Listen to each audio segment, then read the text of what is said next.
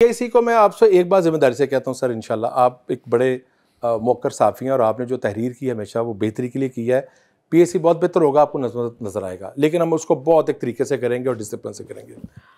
खैर साहब ये बताइए, ये पीहोटा जो है Punjab human organ transplant authority जो है, इसमें जो अपना इसका जो सरबराह है वो अभी तक क्यों नहीं रख सके? नहीं, पहली बात तो सरबराह मौजूद हैं, जो इस वक्त डीजी हैं, वो कायम मकाम डीजी हैं, वो मुश्किल नहीं है, मकाम है ना? मैं आपको बताता हूँ उसकी वजह। देखिए उसमें ना टेक्निकलिटीज़ हैं। हमने, मुझसे आने से पहले शॉर्ट लिस्टिंग हुई, कुछ लोग थे 15 लोग जिनके इंटरव्यूज़ हुए, उसके बाद फिर शॉर्ट लिस्टिंग हुई, उसके बाद जो स्टीयरिंग कमेटी है उसमें ना इंडिपेंडेंट लोग हैं। मैं कोई फैसला मैं या डिपार्टमेंट के लिए नहीं कर सकता, बेसिक फैसला उस स्टीयरिंग कमेटी ने कर रहे हैं, जिसमें मुख्तलिफ एसोसिएशंस हैं पाकिस्तान की, PMA है, ऑप्थेमोलॉजी है, ट्रांसप्लांट है, वो सारे इंडिपेंडेंट लोग हैं। अभी जो रिसेंट अपने मीटिंग की है, जो 15 दिन पहले की है, उन्होंने हमें ये कहा कि आप, क्योंकि ये पिछली गवर्नमेंट का है इंटरव्यूज़ है, तो आप दोबारा इन इंटरव्यू करें।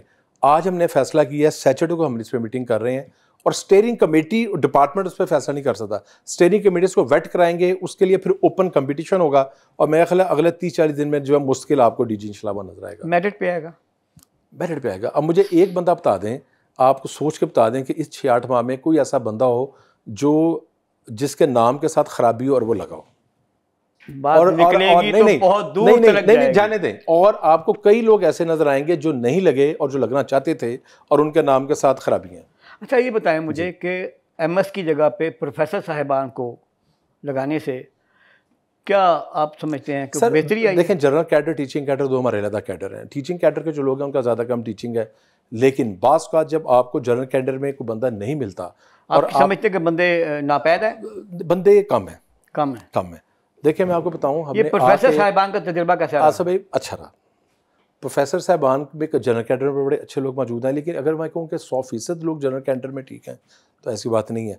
क्यों आके हमें 200 बंदों को निकालना पड़ा? क्यों आके हमें पंजाब में पहली दफ़ा, और ये पहले नहीं हुआ, होना चाहिए था, जो ब्लैक शीप्स थी या जो पैरासाइट्स थे उनको निकालना पड़ा? उस पर आपको पता है बहुत लेदे भी हुई, बड़ी उस पर सिफारिशें भी आई, हमने एक सिफारिश नहीं मानी, क्योंकि प्रोक्योरमेंट्स में सिस्टम में जो लोग खराबी करेंगे, जब तक आप एक मैसेज देंगे, हो सकता है हम 100% लोगों के साथ ये ना कर सकते हो, लेकिन आप 2, 4, 10, 15, 20 को जब तक नहीं करेंगे उस तक मैसेज नहीं जाएगा।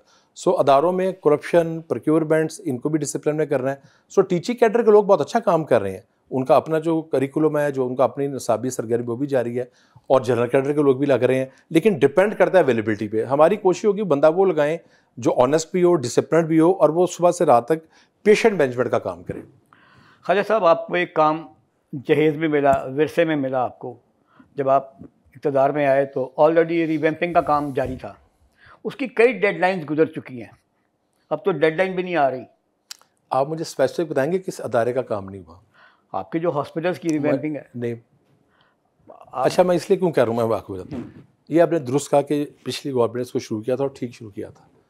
मुझे मार्च में इसकी जिम्मेदारी मिली थी। पंजाब का कोई ऐसा अस्पताल नहीं है जिसके प्रोजेक्ट्स को मैंने खुद ना विज़िट किया और उसका फॉलोअप ना किया हो। अब डिले कहाँ पे होता है डिले पास का। अगर लिफ्ट है, इंपोर्ट आइटम है, LC में देर हो गई, उसके साथ एयर कंडीशनिंग है, उसका प्लांट आना बाहर से, उसमें बास का देर हो गई, फ्लक्चुएशन आ गई रेट में, तो बात चीज़ें वहाँ पे देर होती हैं। जहाँ जितना भी काम है पंजाब के अस्पतालों में 95% मुकम्मल हो चुका है, अब सिर्फ कंप्लीशन की तरफ है। लेट बिल्कुल हुआ है, लेकिन काम जब आप कर रहे होते हैं तो आपने उसको स्टैंडर्ड पे कराना है, आप उसको कंप्रोमाइज़ नहीं कर सकते। अगर थिएटर्स बने हैं तो बेस्ट बनने चाहिए। मैं आपको सपोज करता हूँ PAC के थिएटर्स हैं, मैं असवे जब आया ना इस सिस्टम में, तो वो अभी बन रहे थे, उनका टाइम था 3 माह का, और 2 थिएटर चल रहे थे, 5 बंद थे। तो हमने ईद वाले दिन भी काम कराया, और मीडिया गवाह है इस बात का, हमने दिन रात वहाँ पे काम कराया, 3 शिफ्टों में कराया, 1 शिफ्ट में काम हो रहा था। तो जब आपने काम करवाना है, बहालपुर का थिएटर्स हैं, उनको हम फॉलो किया है, उनको मुकम्मल किया है, वो भी इंशाल्लाह इस महीने मुकम्मल हो जाएंगे। तो धक्का लगाना पड़ता है, CT ख़राब हो जाए, MRI ख़राब हो जाए, उसको हम खुद फॉलो करते हैं। जहाँ पे इंस्टीट्यूट्स के हेड करते हैं ना, हम भी उसको फॉलो कर रहे होते हैं, क्योंकि जब हम डिपार्टमेंट की तरफ से परस्यू करते हैं ना, तो कंपनीज पे उसका दबाव पड़ता है। तो कोशिश हम करते हैं जो चीज़ मीडिया से या किसी वाले से हमारी इल्म में हो, उसको खुद परस्यू करें। मेरी जिम्मेदारी भी यही है वैसे वज़ीर के, और अगर वज़ीर बन के मैं काम नहीं कर सकता तो मुझे सीट पर बैठने का हक़ कोई नहीं। खालिद साहब ये बताइए कि ये बच्चा कार्डिक सर्जरी जो शुरू किया आपने, इसमें प्राइवेट सेक्टर में भी सर्जरी हो रही है, और हमारे सरकारी अस्पतालों से जाके सर्जन वहाँ पे सर्विसेज दे रहे हैं। आप यही सिस्टम अपने सरकारी अस्पतालों में क्यों नहीं शुरू करते? बहुत अच्छा सवाल उन्हें क्यों नहीं आप ऑन बोर्ड करते, ताकि जो पैसे आपने वहाँ देने हैं वो यहाँ उनको दें ताकि उनका इंटरेस्ट डेवलप हो। ये बड़ा आपने अच्छा सवाल किया। देखिए पूरे पंजाब में ना पीडियाट्रिक 8 सर्जन है, ये पहले पता होना चाहिए, टोटल 8 पूरा पंजाब, वही सरकार में है और वही प्राइवेट में है। जो क्यू है, जो सरकार की कैपेसिटी है, इसके बावजूद भी कि जो लाहौर का चिल्ड्रन अस्पताल है मैक्सिमम इसका ऑपरेशन कर रहा है। आपको पता है केपी के बलोचिस्तान से बच्चे वहाँ पे आते हैं, कोई केपी के में कार्डिक सर्जरी पीडियाट्रिक है ही नहीं। जो कंजेंटल हार्ट डिजीज़ है वो सिर्फ पंजाब में यहाँ पे हो रही है, तो वहाँ का लोड भी दरार है। और पिछले दौर में जो 600 की कैपेसिटी थी वो हम 1500 पे ले गए थे। आपको शायद याद हो कि शहबाज साहब के दौर में चिल्ड्रन को पिछली एक्सटेंशन मुकम्मल की गई थी, नई थिएटर बनाए गए थे।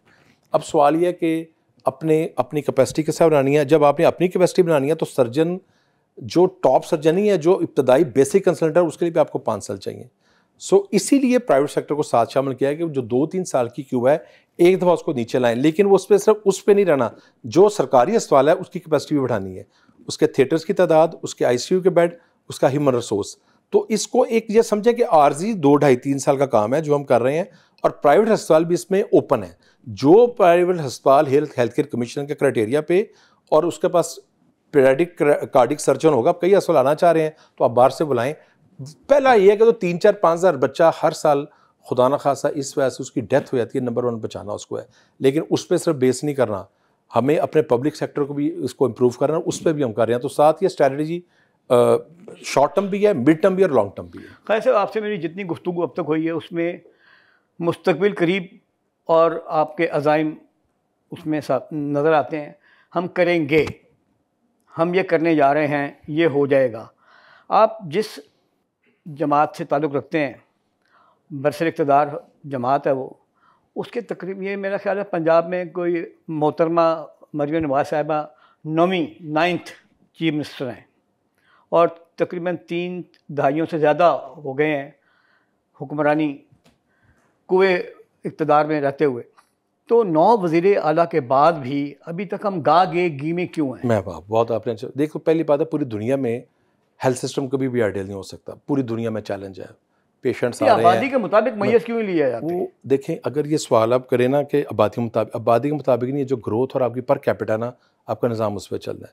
अगर हम ये कहें कि जो इंटरनेशनल स्टैंडर्ड है अमेरिका का, बरतानिया का, उसको मीट विद कर लें तो मेरा ख्याल है ये मुनासिब नहीं होगा। जो अवेलेबल रिसोर्सेज हैं उस पर मैक्सिमम काम करें, नंबर 1। नंबर 2, पंजाब का कोई शहर आप देख लें, यू नेम एनी सिटी, मैं आपको बताऊंगा कि मेरी पार्टी ने वहाँ पे कहाँ कहाँ। हम अटक से शुरू कर देते हैं। अटक का अस्पताल सारा रेनोवेट हमारे दौर में हुआ है। तहसील हजरों का अस्पताल एक्सटेंशन सारी हमारे दौर में हुआ है। वाह का अस्पताल हमारे दौर में बना है।